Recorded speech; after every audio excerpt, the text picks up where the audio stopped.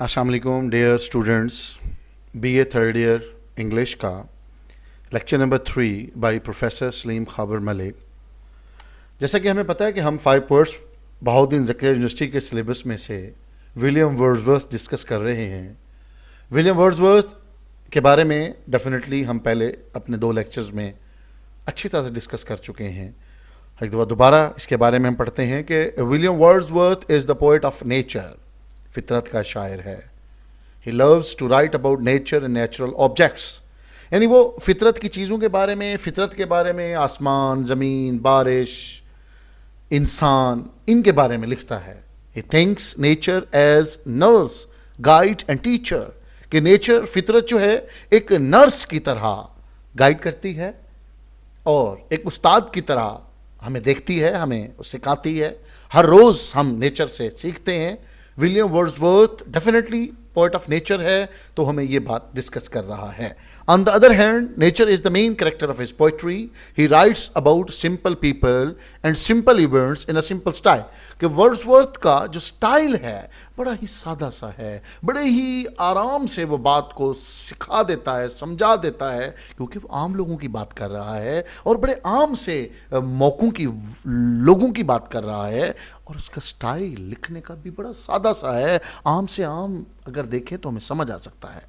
Critics call him poet and priest of nature، تو نقاد اہل علم اسے شاعر تو کہتے ہیں کہ وہ فطرت کا شاعر ہے اور فطرت کا پجاری بھی ہے، کہ فطرت کی وہ عبادت کرتا ہے، کیونکہ فطرت سے محبت ہے اسے۔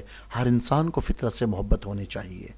His love of nature is probably truer and more tender than that of any other English poet۔ Definitely شاید کوئی اور انگلش کا شاعر ہوگا جس کو نیچر سے اتنی محبت ہوگی، تو as poet of nature Wordsworth stands supreme، سب سے پہلا نام نیچر کی جب بھی ہم بات کرتے ہیں انگلش لٹریچر میں تو ورڈزورتھ کا نام آتا ہے۔ The French Revolution is the best example of his art as a poet of nature۔ تو ڈیفینیٹلی ہم نے لاسٹ لیکچر میں فرینچ ریولوشن کی سمری ڈسکس کی تھی، اس کے بعد ہم نے اسٹینزا 2 ڈسکس کیا تھا۔ آج ہم فرینچ ریولوشن کے پوائنٹس کو ڈسکس کرتے ہیں مزید، ہم نے پہلے بھی ڈسکس کیے تھے، آج ہم تھوڑی سی ڈیٹیل میں ڈسکس کریں گے۔ چینج، ریولوشن، انقلاب، تبدیلی۔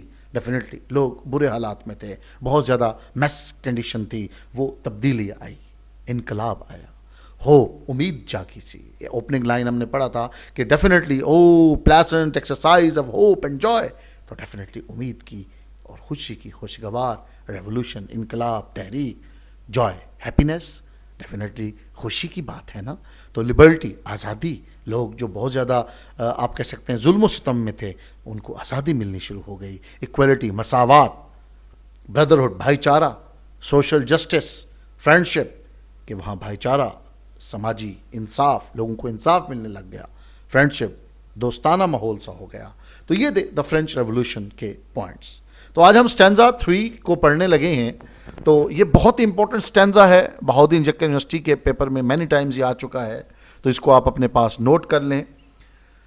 When reason seemed the most to assert her rights، کہ جب ریزن، وجہ، عقل، ذہن نے اپنے حقوق کا دعویٰ کیا، اپنے حقوق لینے چاہے، when most intent on making of herself، تو اسی ریزن نے، عقل نے اپنے آپ کو عظیم جادوگرنی بنانے کا ارادہ کر لیا، کرنا شروع کر دیا۔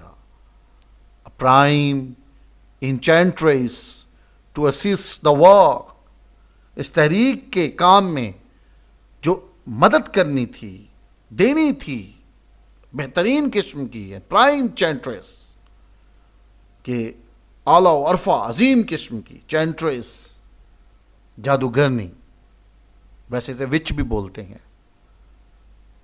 تو اسسٹ دا ورک، اس ورک سے مراد تحریک، اس کے کام میں امداد کرنا، اسسٹ، مدد کرنا شروع کر دی۔ کون سا؟ which then was going forward in her name، فرانسیسی، فرانس کے لیے، اور یہ تحریک اس وقت اسی عقل کے نام پر ترقی کر رہی تھی، بڑھ رہی تھی، آگے جا رہی تھی۔ تو مین چیز کیا ہے؟ ریزن۔ تو جیسا کہ آپ کو پتا ہے کہ یہ 10 مارکس کا اسٹینزا آتا ہے، اس کے لیے ہمیں ریفرنس ٹو کانٹیکسٹ بہت زیادہ ضروری ہوتا ہے. تو اس کا reference this stanza has been taken from the poem the French Revolution written by William Wordsworth. ہمیں اس پوئم کا نیم اور اس پوئٹ کا نیم آنا چاہیے, تو یہ ہمیں اچھی طرح سے تیار ہو جانا چاہیے. Context. This is a poem of hope and joy. امید اور خوشی کی ایک نظم ہے. دا French revolution promises to be a happy change. The poet feels happy and excited to think that a golden period of love. The whole revolution was dependent on the concept of the reason. جیسا کہ ہم discuss کرتے آ رہے ہیں, reason کو, وجہ کو, عقل کو, اس ذہن کو, اس بات کو, اس سوچ کو, اس فکر کو, whose motivation was brotherhood and equality. Liberty, friendship and brotherhood will come to France and the whole world. صرف فرانس میں نہیں بلکہ پوری دنیا میں آئے گی. The French Revolution will end all the sufferings of humanity. انسانیت کی تمام مصیبتیں ختم ہو جائیں گی. یہ فرانسیسی انقلاب کا دعویٰ تھا. یہ فرانسیسی انقلاب کا دعویٰ تھا. سب ختم ہو جائے گا, سب ختم ہو جائے گا. The French Revolution will end all the sufferings of humanity and create a new world of peace and prosperity. کہ وہ انسانیت کے لیے ایک نئی دنیا بنا دے گی, امن کی دنیا, خوشحالی کی دنیا بنا دے گی. یہ تھی فرینچ ریولوشن کی جو مین ہمارا تھیم ہے. کانٹیکسٹ میں ہم وہی لکھتے ہیں. تو ایکسپلینیشن ہم گیون لائنز کی کرتے ہیں. In these given lines the poet tells us the real purpose and determination of the French Revolution by calling it as the basic activity of reason. اصل مقصد کیا تھا؟ اصل اس فرینچ ریولوشن تحریک کا جو ڈٹرمینیشن, جو اس کی ثابت قدمی تھی, ڈٹے رہنا تھا, وہ تھا کیا؟ The whole revolution was based on the concept of reason. It means that everything would be judged by its intellectual qualities.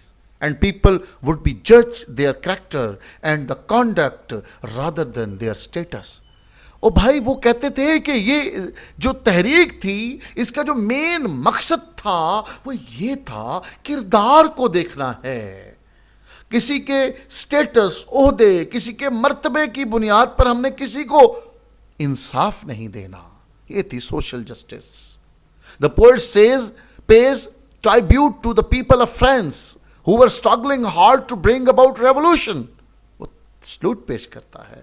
He expresses his pleasure over it.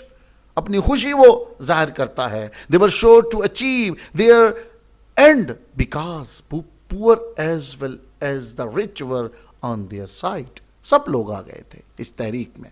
It was a dawn of new era. ایک نیا دور آنے لگا تھا. Poet says that it was like living in heaven. Heaven, جنت میں, to participate in the struggling for revolution. انقلاب کے لیے, چینج کے لیے لوگ قربانیاں دیتے ہیں. تو کہتا ہے ہمیں ایسا لگنے لگا کہ the revolution was based on love, equality and brotherhood. So the reason we're going to make ourselves as a performer in order to produce required changes in the country which were based on the concept of love, equality and brotherhood. کہ ایسا ہونا تھا کہ اس تحریک کا جو لب لباب تھا وہ concept of love, equality and brotherhood تھا. تو dear students, اس کو بہت اچھی طرح سے تیار کیجئے. Stay blessed, stay tuned. اللہ حافظ.